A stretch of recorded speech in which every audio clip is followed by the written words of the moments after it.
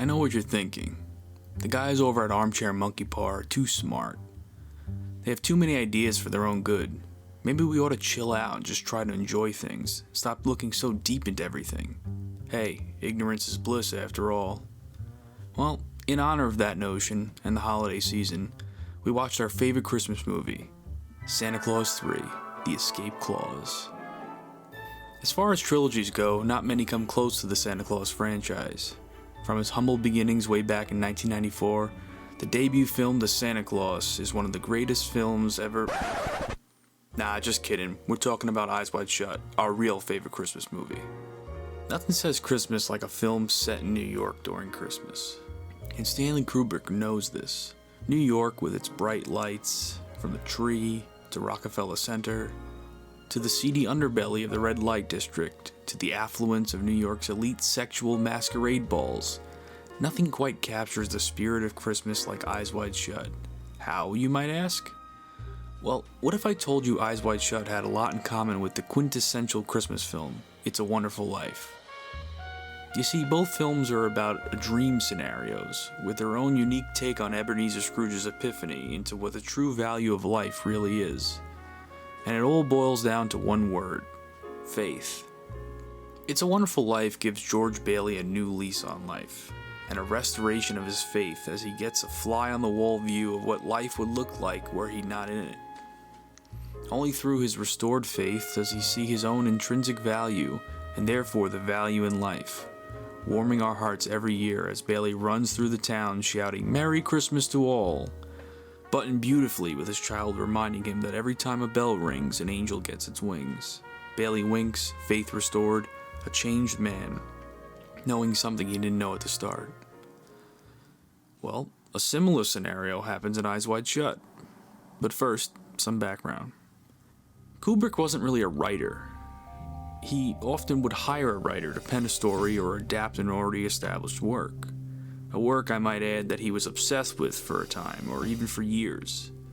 And so the story goes with Eyes Wide Shut, a film faithfully adapted from the 1926 novel Traum Novelle, or Dream Story, by Arthur Schnitzler. You probably didn't know this because, being the extremely obsessed man that Kubrick was, he supposedly bought every copy of the book at the time. Thankfully, the internet exists. While Eyes Wide Shut has been poured over for any kind of conspiratorial breadcrumb that one could find ad nauseum, I bring up the faithful adaptation to try and table that notion for the time being, at least. Because while the film is highly suggestive, it's not really about conspiracy, and certainly not explicitly about the big masquerade party scene that it's remembered for, as that sequence exists even in the source material, albeit slightly watered down as it was the 1920s. I hate to say this because it actually makes me feel kinda dumb, but Eyes Wide Shut is about sex. Not as basic a concept as sex, but more about the power that sex and lust have over our lives. It's also ironically a film about faith, hence why I brought it up. Also, not simply faith, but in the power of faith, or where faith stems from. Not faith in a higher power, faith we have in each other, faith we have in our commitments, and a commentary on the faith that keeps us ignorantly content. It's also a film about masks. Masks that we all wear to hide our desires, our lusts, our hedonistic impulses, and the different masks that we all wear as we code switch through our different roles in our daily lives. In a lot of ways, Eyes Wide Shut is much simpler than many of us have been made to believe, but also far more complicated in its examinations of all these themes than many of us are willing to understand. Basically, it's Kubrick. So, where to begin? The film treats lust as the original sin, and pitting the film during Christmas, an iconically wholesome holiday of religious origin, it never utilizes the holiday beyond a superficial backdrop. In fact, there's almost no Christian iconography in the film. Forgive me if I miss some, it's Kubrick after all, and every frame is a painting, so I didn't analyze this under a microscope. The lack of traditional, wholesome iconography, replaced by some pagan and possibly even satanic, gives the viewer a subliminal undertone of perversion and incongruence. The striking image of the mask is also a pivotal symbol. Bill wears a mask to the sex club, a place in which everyone is in disguise as someone else. But masks have been present since the beginning of the film. Victor Ziegler, for example, who was introduced as a wholesome older reflection of Bill, a kindly benefactor hosting a party. But when we look under the surface as we go upstairs in his home, he's engaged in a sexual tryst gone wrong, the first of many shattered illusions that the film gives us. In many good films, there is a scene that stands out, almost like a proof of concept or a telegraph of what the entire film is really about. Now, this isn't really film language or a device that I'm talking about, but I've come to regard these kinds of scenes as thesis scenes. In The Godfather, it would be Michael and Vito talking in the garden. The scene perfectly illustrates the themes of the film. A patriarch reluctantly passing the torch to his favorite son despite trying to avoid that at all outcomes, and then realizing the irony that changing of the guard means. The scene in question is where Bill's wife Alice reveals she would have cheated on him with a young naval officer. And I thought if he wanted me, even if it was only for one night,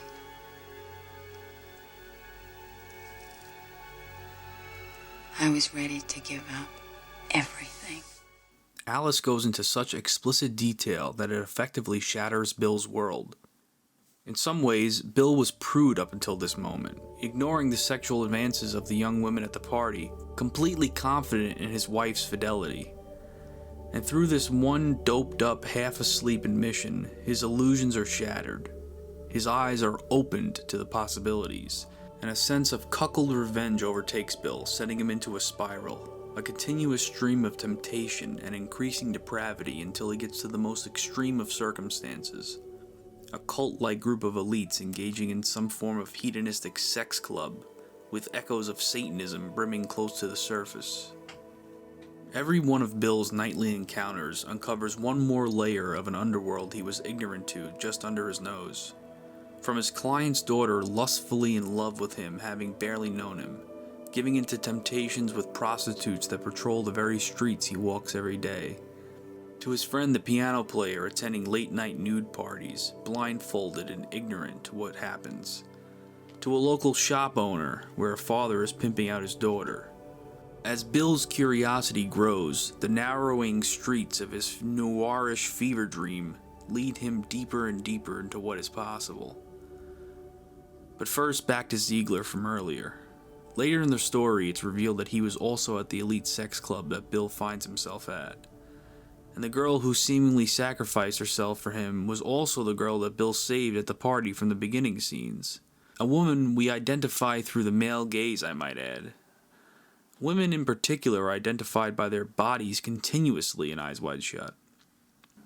The first shot of the film being that of Alice's bare naked body. The prostitute's body is fully nude as her face is mostly obscured.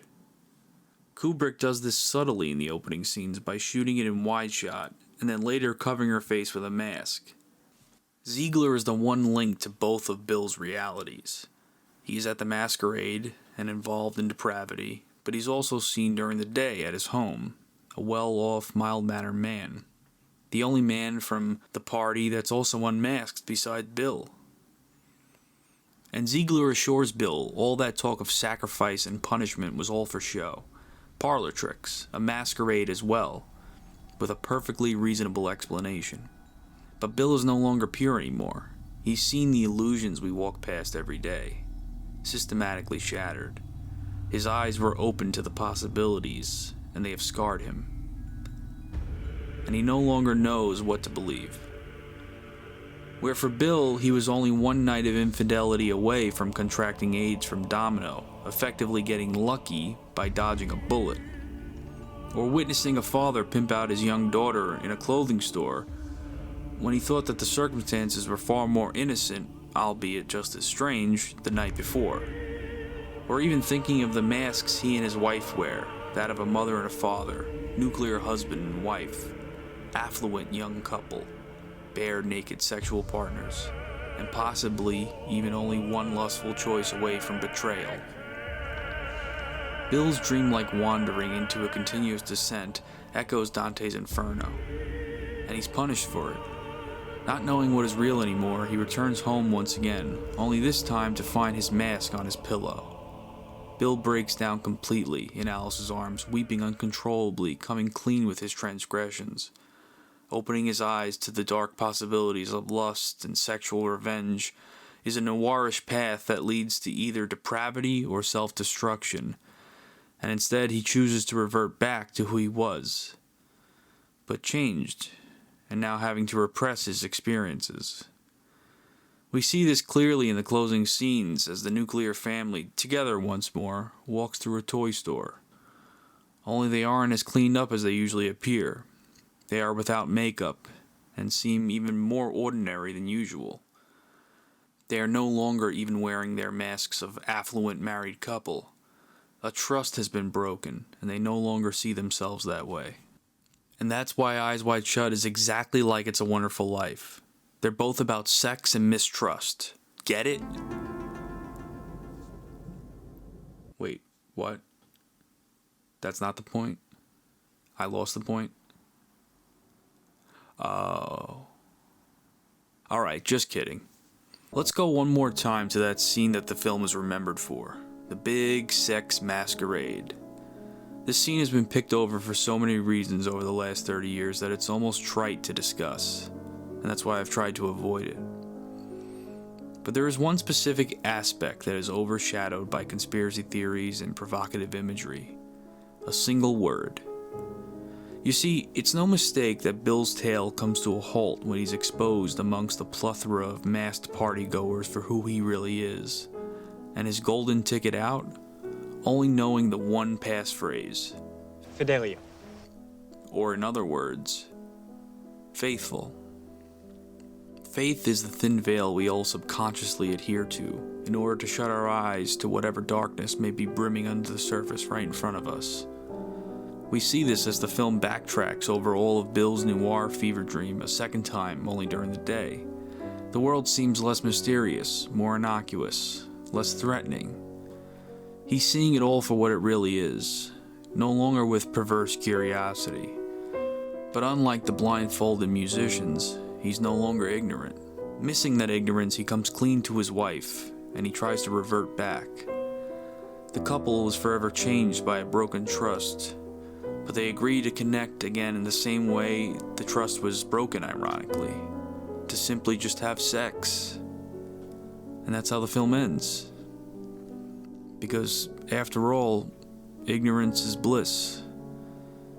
And Bill now knows what he was missing.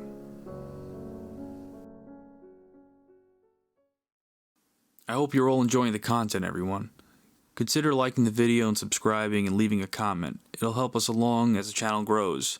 And give us some other ideas for movies. We'd love to break some more down for you. Happy holidays to all our viewers, and we hope you have a wonderful new year. More to come.